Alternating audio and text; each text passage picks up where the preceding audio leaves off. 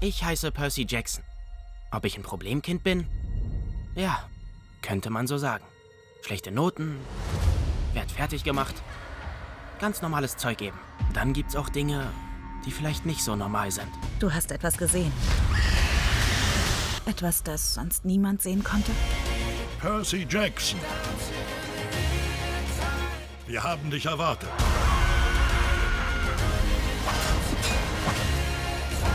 Der Herrscherblitz wurde gestohlen. Du musst ihn zurückbringen. Denk daran, was ich dir beigebracht habe.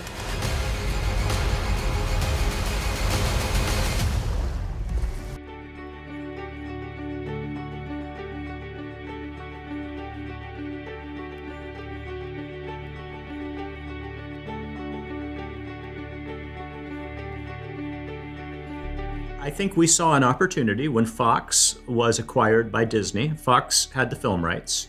Disney has been my publisher in the United States since Percy Jackson started. So we began having discussions with Disney to sort of raise their awareness of the rights situation and to say, look, we could really do something with this. We could reboot Percy Jackson as a television show. We were always very clear that television is our preference, because it gives us a broader canvas. It gives us more time to develop the story and to do a proper adaptation.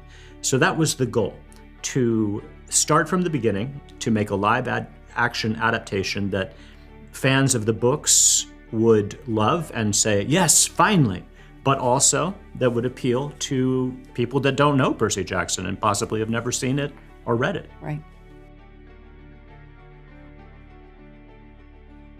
Oh, Rick and I have been involved since the beginning of talking about this. We were looking at a picture of Rick in Hollywood in 2019 when we went out there to, like he said, to try to have the studio see that they have this property and that the fans are rabid to see it on the screen again, and maybe in a different format. Yes, we're both credited as executive producers. I'm credited as co-creator of the series.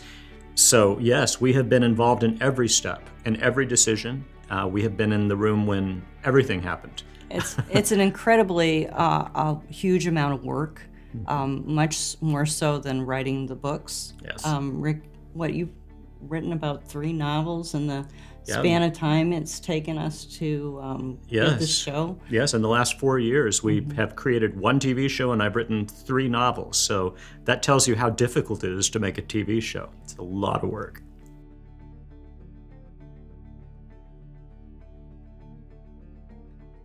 We both brought our own strengths. I have education in the fine arts.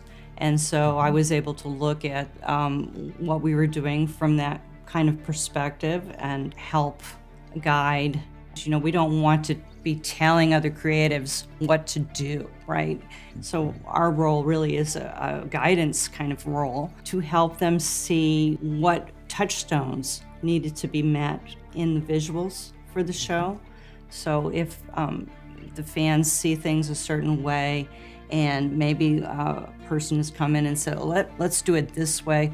And no, you can't mess with that particular thing, but you know, you have this whole canvas that you can work with other things. At one point, I gave Dan Hanna, about 30 pictures of Victorian houses, because he was interested in doing sort of like an oculus kind of shape. And so what does that look like in Victorian houses that would be on Long Island, you know, during that time period.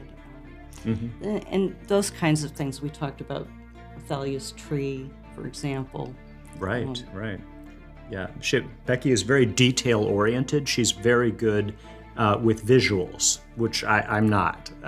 And so she brought that. And I have to say, it was also really important to have a woman's perspective. And like Sally, for example. Yeah, in the writer's room. Have that emotional touchstone to what it's like to be a parent, especially a mother of a child that has learning differences, and how frustrating that can be, and how alienated a mother can feel making those kinds of choices and the pushback her child gives, so and how she reacts to that.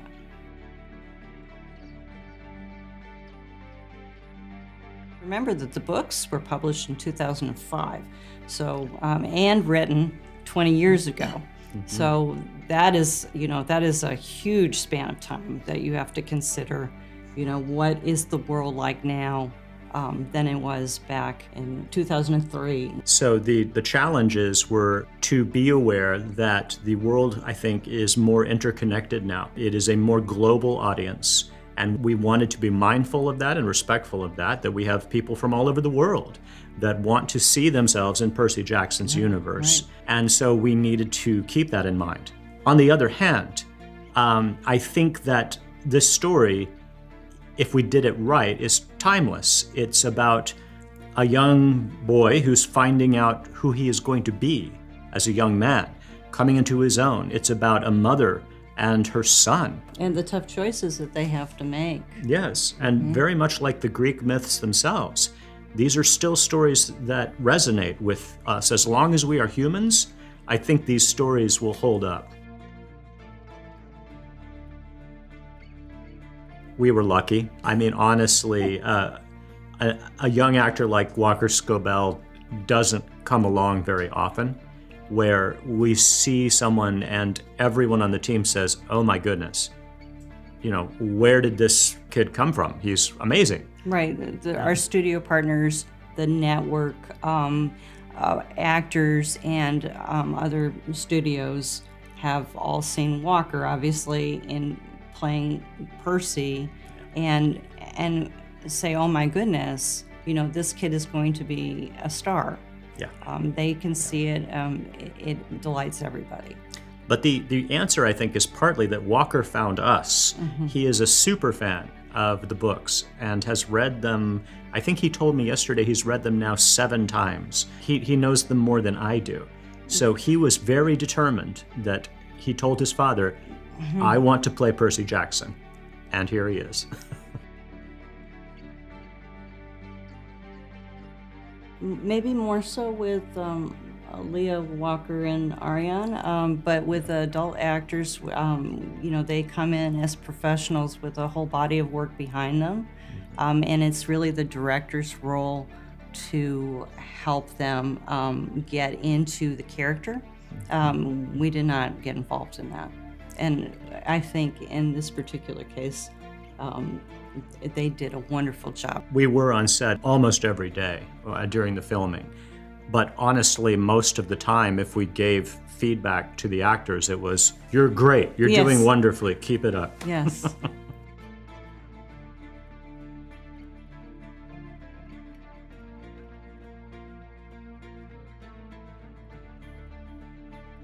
I think so, definitely. I mean, Rick and I would not have been involved with this show if we were asked to age up. Have 25-year-olds play 18-year-olds and change the story, because the story becomes a different story when it's told by an 18-year-old versus an actor is 13 playing a 12-year-old. Yeah.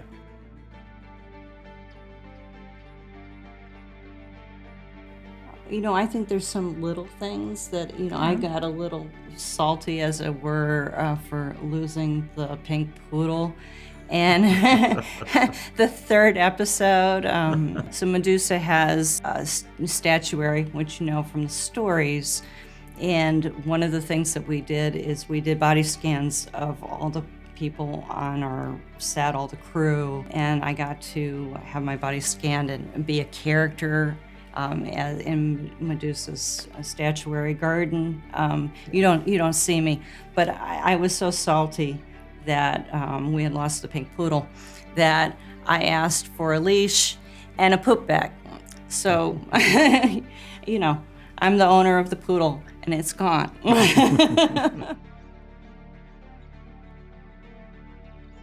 We've seen over the past few decades the fascination with superheroes, and the Greek gods are where that comes from. The original superheroes. They are the original superheroes. So we are always fascinated by powerful characters who are also flawed and very human.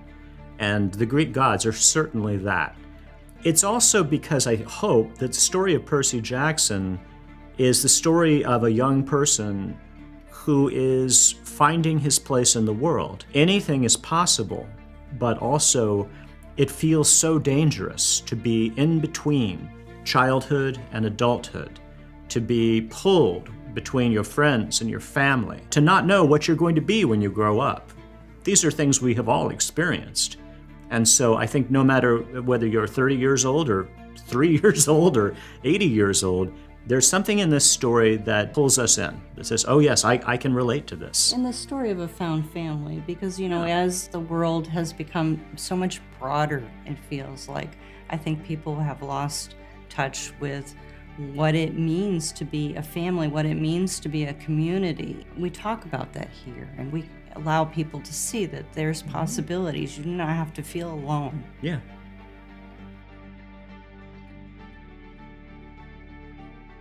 Well, we don't know. We have hopes that we'll have a season arc that will cover the book series. That is our hope. But we have not been approved yet for season 2. So. Hopefully that'll change soon.